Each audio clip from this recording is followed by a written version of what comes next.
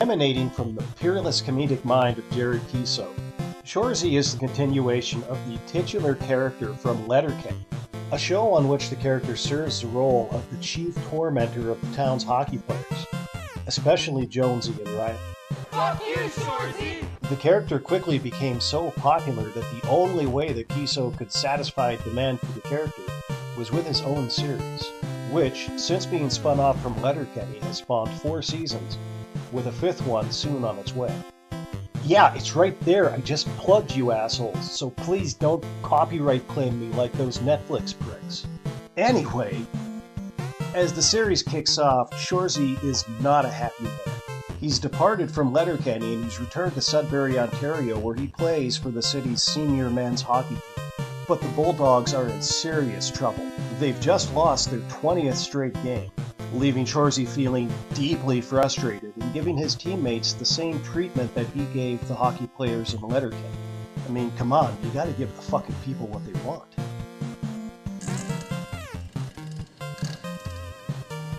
Shoresy, do you have something to say, or...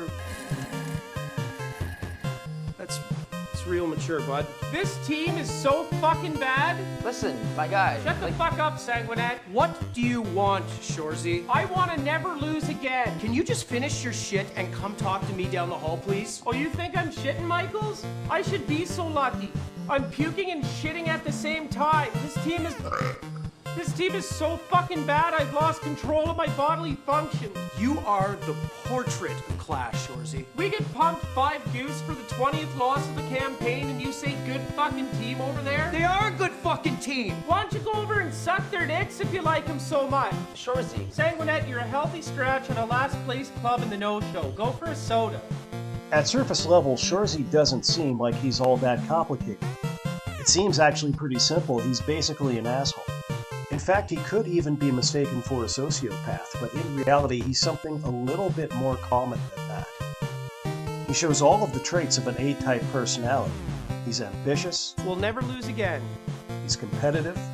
He's very impatient, and he has a very strong sense of urgency. And perhaps that's what frustrates him about his teammates more than anything else, is their lack of anything even resembling a sense of urgency. A number of his teammates would quite aptly be described as a type D personality, and that's D for distressed. Type D personalities are characterized by a negative affectivity, which means a tendency to experience negative emotions like anger, irritability, and worry. But they can also be taken in by toxic positivity, which can be defined as the excessive and ineffective overgeneralization of a happy, optimistic state across all situations. I wanted to make sure that I was phrasing that just right, so I did take that directly from Google. There's definitely no mistaking it. This coach is engaging in precisely that kind of toxic positivity. All right, everyone, just listen up, okay? Tons of positives out there tonight, boys. Tons of fucking positives. Michael's right, boys. Always a silver lining. That's a good team out there, boys. That is a great fucking team. Core group's been together a long time. And we battled them, boys. We fucking battled them. A couple of bounces. Okay, we got them one more time this season. One more time, and I can promise you all, we are gonna get them, boys. The very kind that prevents solutions from problems to being sought, and in some cases even coddles people who arguably might be the source of those problems.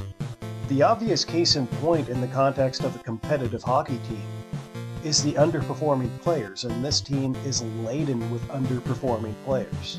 And these players are almost dedicated to remaining underperforming.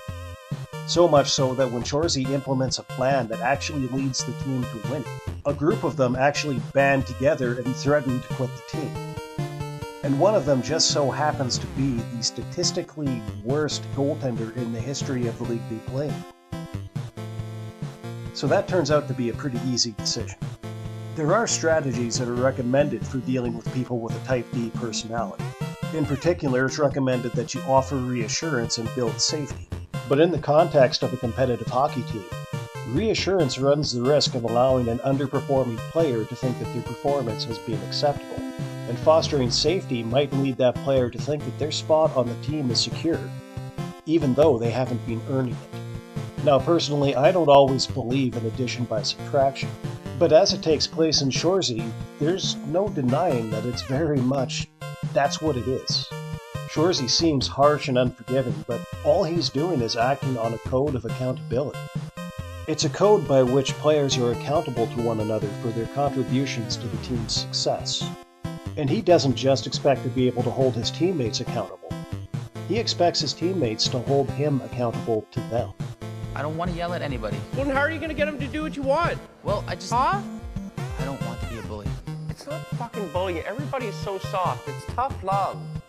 What's the difference? All right, we're teammates. We're brothers. Yeah? I'd go to the wall for you. Yeah? Are you my brother? You're my brother. Would you go to the wall for me? I'll go to the wall. Then you're allowed to call me a fucking useless cunt on your way there. Yeah? Hell yeah, fuck yeah. That code of accountability isn't without its own little nuances, but ultimately it boils down to two things. Know your role, and do your job. The rest of you. You the most, you the second most, and you're useless. Actually, it's you the most and you the second most. You're young, dumb, and mostly all ugly. Like Fish, I would think you're ugly, but I saw you on a date with Samantha McMeekin at Respect is Burning, so you mustn't be. Tendy! Shoresy. You're the worst player on our team. Great in the room, but you're the worst player on our team. And your mom's a fucking dog. Yeah, laugh it up, Sommerfeld. Everyone knows what we call your mom. Sanguinette? I'm not saying it. Sumofeld. So, because we're so good, okay, and he's so bad, you serve us. Got it? How? Fish, Samantha McMeekin's ass is an all-time ass in a sea of unreal Sudbury asses, so like stick tap on taking her on a date and everything. But if you interrupt me one more time, you may as well just call Tendy's dog mom to come pick you up. Now, as far as serving the Tendy goes, if they're shooting, you're getting your body in front of it. Everybody blocking shots. All you useless guys, blocking shots, bugging Appledorns, now everybody knows the role. Eh, Sanguinette? Everyone knows the rule. Everyone does their job. Yeah, so who wants to set the tone, boys? Who's gonna fucking set it? Obviously, there's a lot to be said about Shoresy's tone. It probably wouldn't be a very good idea to talk to people like this in real life, but Shoresy's tone is what drives the comedy of the show. And within the context of the show, you can't argue with the results. Once the Sudbury Blueberry Bulldogs start doing things the Shoresy way, they go on an absolutely unreal heater, streaking all the way to their league championship, and in future seasons all the way to a national senior men's championship, which for some reason in the context of this show they're not calling it the Allen Cup. I can't imagine why. That is what it's called in real life, and yeah, they're not calling it that on the show. And the story of all of this is something that you can follow on Crave and Hulu. It's about 24 episodes to watch to get yourself ready for the debut of Season 5 on Christmas Day, which at the very least might keep some of those type A personalities, and I'm talking A for asshole, occupied for at least a portion of Christmas Day in advance of the start of the World Junior Championship on December 26th. There's just going to be an awful lot of really fun hockey content for you and the hockey fans in your life this holiday season.